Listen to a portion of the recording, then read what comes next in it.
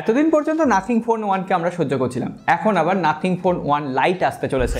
এবার কিন্তু স্যামসাং এর ফোনে দারুণ একটা ফিচার্স আসতে চলেছে। অবশ্যই এই সিকিউরিটি ফিচার্সটা প্রত্যেকটা স্মার্টফোনে থাকা উচিত। Realme 10 সিরিজের অফিসিয়াল লঞ্চ টাইমলাইন সামনে চলে এসেছে। হ্যালো বন্ধুরা, কেমন আছেন সবাই? কমেন্ট করুন আগে কেমন আছেন। যাই হোক, টেক নিউজ তো হবেই, তার আগে বলে দিই Redmi K50i ফোনটা কিন্তু আমাদের হাতে চলে এসেছে। খুব তাড়াতাড়ি এই ফোনটার রিভিউ আসছে।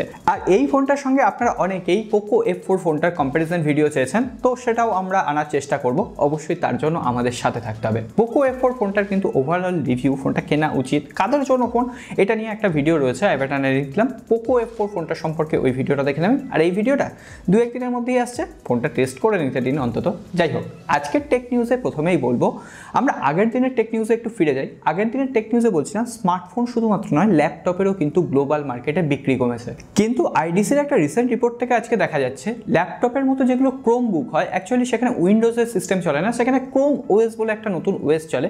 যদিও সেই জিনিসটাকে খুব একটা প্র্যাকটিক্যাল আমার মনে হয় না। সেই ক্রোম বুকের 51.4% বিক্রি কমে গেছে।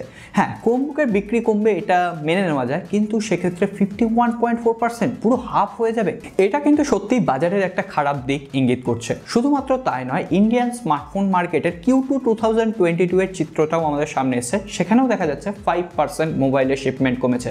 যদিও এই চিত্রটা যদি আমি তুলে ধরি, এখানে দেখুন Q2 2021-এ Xiaomi 28%-এ ছিল, Xiaomi এখানে 19%-এ নেমে এসেছে। স্যামসাং 18% ছিল, স্যামসাং দ্বিতীয় নম্বরে রয়েছে 19%। অর্থাৎ স্যামসাং কিছুটা মার্কেট শেয়ার বেড়েছে। তবে এই যে Xiaomiর মার্কেট শেয়ারটা কমলো, সেটা কিন্তু গেছে Oppo, Vivo এবং Realmeর কাছে 1% করে, বাদ বাকি আদার্সে গেছে 4%। অর্থাৎ আদার্সের মধ্যে টেকনো, ইনফিনিক্স এই সমস্ত স্মার্টফোনগুলো কিন্তু ভালো কাজ করছে। মোটোরোলাও ওই আদার্সের মধ্যে রয়েছে। আজকে একটা রিসেন্ট রিপোর্ট থেকে জানা গেছে গুগল প্লে স্টোরে এমন 17টা অ্যাপ্লিকেশন রয়েছে যে অ্যাপ্লিকেশনগুলো গোপনে আপনার ওটিপি যেগুলো আসে ফোনের সেগুলোকে চুরি করছে, এমনকি ব্যাংক থেকে টাকা হাতিয়ে নিচ্ছে। এখানে বেশিরভাগ দেখুন কল রেকর্ডিং অ্যাপ্লিকেশনগুলো রয়েছে। আমরা আজকালকার দিনে গুগল কল রেকর্ডিং পাই, যেখানে অ্যানাউন্স করে দেওয়া হয়। তো আমরা অনেকেই থার্ড পার্টি অ্যাপ্লিকেশনের দিকে ঝুঁকছি এবং সেক্ষেত্রেই কিন্তু বিপদ বাড়ছে। আমি 17টা অ্যাপ্লিকেশনের নাম দিয়ে দিলাম। আপনাদের মোবাইলে যদি এর ভেতরে একটা অ্যাপ্লিকেশনও থেকে থাকে, আমি রিকোয়েস্ট করবো অবশ্যই মোবাইলটা আগে আনইনস্টল করুন। মোবাইলটা না, আগে অ্যাপ্লিকেশনটা আনইনস্টল করুন, আর পারলে মোবাইলটা একবার ফরম্যাট করে নেবেন। হোয়াটসঅ্যাপের তরফ থেকে আজকে একটা দারুণ আপডেট এসছে। মিষ্টি খাওয়াবেন তো?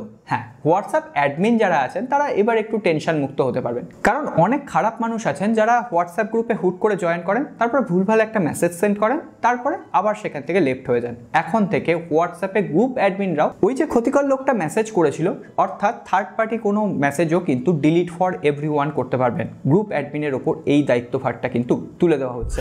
এরপর একটু ইনফিনিক্সের খবরে আসি। ইনফিনিক্স আগামীকাল অর্থাৎ 2রা আগস্ট ইন্ডিয়ান মার্কেটে লঞ্চ করতে চলেছে ইনফিনিক্স হট 12 প্রো।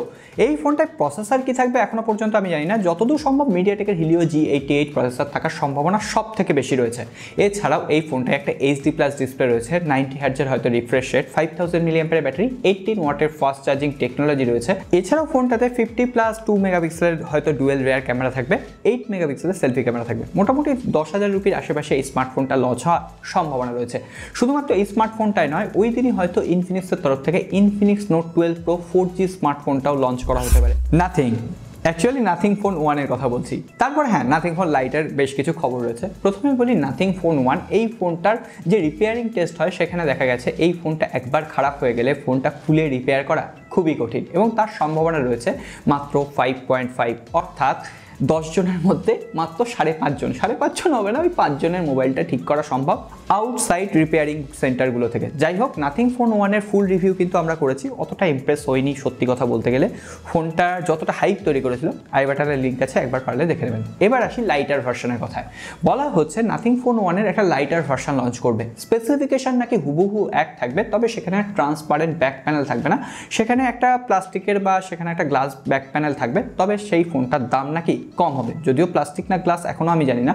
তবে হ্যাঁ, সেখানে চার্জিং ক্যাপাসিটি এবং চার্জিং স্পিডটা নাকি বাড়তে পারে। সেই ফোনটায় 5000 mAh এর ব্যাটারি হতে পারে, এমনকি সেখানে 33 ওয়াটের জায়গায় নাকি একটু বেশি চার্জিং ক্যাপাসিটি হতে পারে, 45 হতে পারে। সো দেখা যায়, এখনো পর্যন্ত কনফার্ম কিছু নেই। স্যামসাং এর খবরে যাব, তার আগে আইফোন 14 সিরিজের কয়েকটা খবর দিয়ে দিই। কয়েকটা না, একটাই খবর দেবো।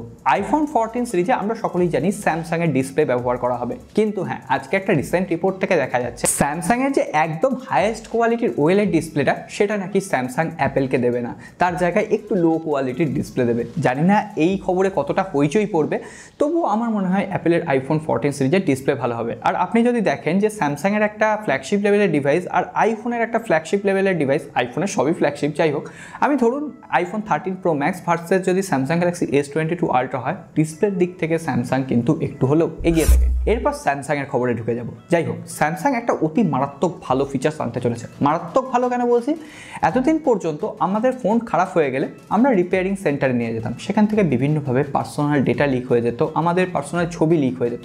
স্যামসাং এমন একটা ফিচার্স আনছে, ফিচার্সটার নাম বলা হচ্ছে ওয়ান বাটন রিপেয়ার মোড। অর্থাৎ আপনি যখনই ওই মোডটা অন করে দেবেন, আপনি যখনই ফোনটা আপনার সার্ভিস সেন্টারে দেবেন, তারা কিন্তু আপনার কোনো পার্সোনাল ডেটা খুঁজে পাবে না।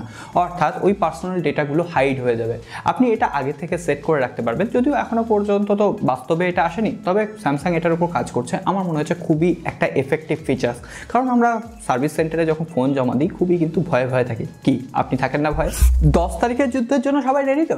যাই হোক, তারই মধ্যে স্যামসাং গ্যালাক্সি Z Fold 4 এবং Z Flip 4 আজ থেকে ইন্ডিয়ান মার্কেটে কিন্তু প্রি বুকিং শুরু হয়ে গেছে। আপনি প্রি বুক করতে পারেন, কিন্তু হ্যাঁ, তার আগে স্পেসিফিকেশন অলরেডি আপনারা জেনে গেছেন। ফার্স্ট লুক কেমন হবে সেটাও জেনে গেছেন। বিশেষজ্ঞরা বলছে আগের জেনারেশনের থেকে বেশ কিছুটা ইমপ্রুভমেন্ট নিয়েই কিন্তু Z Flip 4 এবং Z Fold 4 লঞ্চ করতে চলেছে। বাকিটা 10 তারিখে তো আমরা কনফার্ম হয়ে যাব। কিন্তু আরও একটা ইন্টারেস্টিং খবর হচ্ছে, স্যামসাং গ্যালাক্সি Z Flip 4 যে ফোনটা আসবে, সেখানে শোনা যাচ্ছে 70টা কালার ভ্যারিয়েন্ট থাকবে। আজ পর্যন্ত আমি কোনো মোবাইলে শুনিনি যে এতগুলো কালার ভ্যারিয়েন্ট, 70টা কালার ভ্যারিয়েন্ট।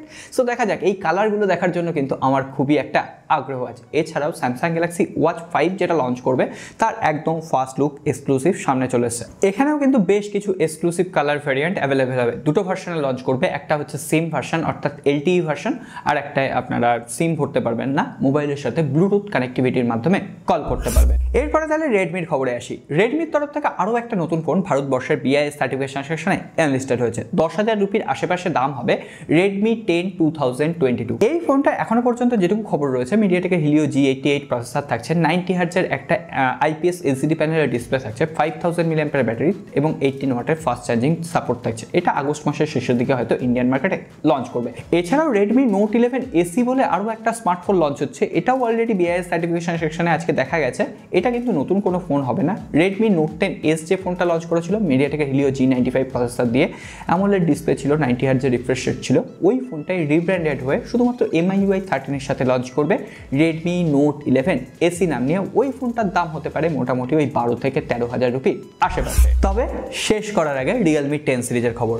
আক্স মাধব বলে একটা এপিসোড হয়, সেখানে কিন্তু রিয়েলমির যিনি অফিসিয়াল আছেন মাধব সেট, তিনি অলরেডি মোটামুটি একটা হিন্টস দিয়ে দিয়েছেন অক্টোবর মাস নাগাদ Realme 10 সিরিজ ইন্ডিয়ান মার্কেটে লঞ্চ করবে। এমনকি হতে পারে শুধুমাত্র Realme 10ই হয়তো অক্টোবর মাসে লঞ্চ করলো, তারপরে Realme 10 Pro, Pro Plus এই ফোনগুলো হয়তো পরবর্তীতে লঞ্চ করবে। এছাড়াও Realme 15,000 রুপির মধ্যে বেশ কিছু 5G স্মার্টফোন ইন্ডিয়ান মার্কেটে লঞ্চ করার চেষ্টা করছে, এমনকি বাংলাদেশের মার্কেটেও সেই ফোনগুলো অ্যাভেলেবেল হবে। Realme কিন্তু অনেক দিন ধরে বেশ কিছুটা ঝিমিয়ে গেছে, তবে এবার মনে হচ্ছে একদম অ্যাগ্রেসিভভাবে Realme আবার ইন্ডিয়ান মার্কেটে এবং বাংলাদেশের মার্কেটে ঝাঁপিয়ে পড়তে চলেছে। এক্ষেত্রে বেশ কিছু কম দামে ভালো ডিভাইস পাওয়ার সম্ভাবনা রয়েছে। আর গতকাল আমরা কোনো রকম Q&A এপিসোড আনতে পারিনি, একটু প্রবলেম হয়ে গেছিলো। যাই হোক, Q&A এপিসোডটা আমরা বুধবারে সকালে নিয়ে আসার চেষ্টা করব। অনেক প্রশ্ন নিয়েছি, কোনো চিন্তা নেই। আজকে আর কথা বাড়ছি না, সকলে নিজেদের যত্ন রাখবেন, ভালো থাকবেন। দেখা হবে আগামী পর্বে।